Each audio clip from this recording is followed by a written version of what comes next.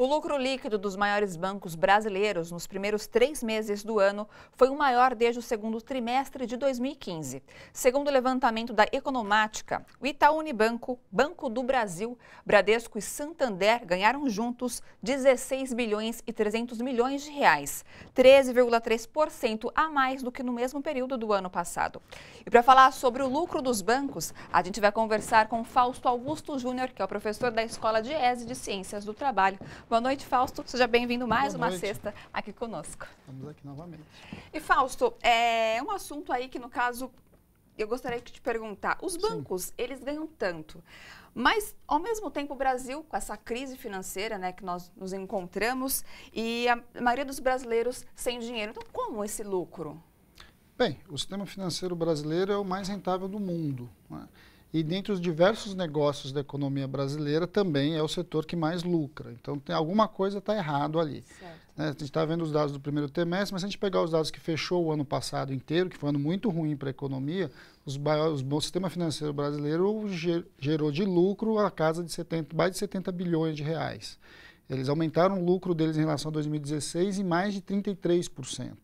Então, só para você ter uma ideia de um ano que foi um ano recessivo, um ano ruim, né? Agora, por que isso acontece? Primeiro que existe um grande monopólio dos bancos, né? São poucos bancos, não há concorrência e eles claramente aplicam um cartel.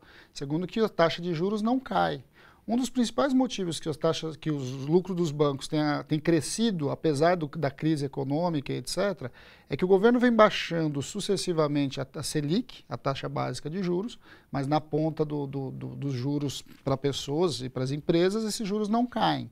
Então, eles captam recursos no mercado, principalmente no mercado geral, pela Selic, pagando juros cada vez menores, pagando do ponto de vista de custo deles de aquisição do dinheiro, e emprestam para a sociedade com uma taxa ainda muito alta. Então, aquela diferença entre o que eles captam e o que eles cobram, cada vez está crescendo mais, porque essa aqui está baixando mais. Agora, essa é uma questão colocada, né? Não há controle nenhum do sistema financeiro, o sistema financeiro faz o que ele bem entende num sistema absolutamente oligopolizado. Você acredita também que há aumento de pessoas em busca de créditos, principalmente para poder encerrar suas dívidas? Hoje em dia, o aumento da inadimplência cresceu bastante, mas ainda existem pessoas que gostariam de sanar esse problema e acabam optando por empréstimos, que a cada vez mais passa, os juros também aumentam. É que, na verdade, o que eles têm feito é tentado sair de um juros mais alto, que é cartão de crédito e conta corrente, né, os limites de conta corrente, para empréstimos mais baratos. Mas o que nós temos visto claramente na sociedade é que a sociedade vai se endividando com os bancos. Porque às vezes você não sabe, mas quando você compra um utensílio doméstico, uma TV, uma geladeira, dentro de uma loja de magazine, no final das contas, quem está financiando é o banco, não é a loja, né? E esse banco está cobrando juros, apesar de aparecer lá as 10 vezes sem juros, 15 vezes sem juros, você está pagando juros sobre aquilo. O juro é embutido e você sequer sabe. E quem cobra esse juro é o sistema bancário. E mais do que isso, agora eles acoplaram tudo isso serviços. Então, quando você vai numa loja, você compra uma TV, eles querem vender para você um seguro. Exatamente, e esse seguro é mais um produto dos bancos. Na outra ponta, o que você tem também é que os bancos vêm aumentando a sua tarifação. Cada vez mais as pessoas, para usar serviços bancários, pagam mais tarifas. Então, isso também é mais um elemento importante para você entender como é que o sistema financeiro hoje, ele lucra e é um ótimo negócio.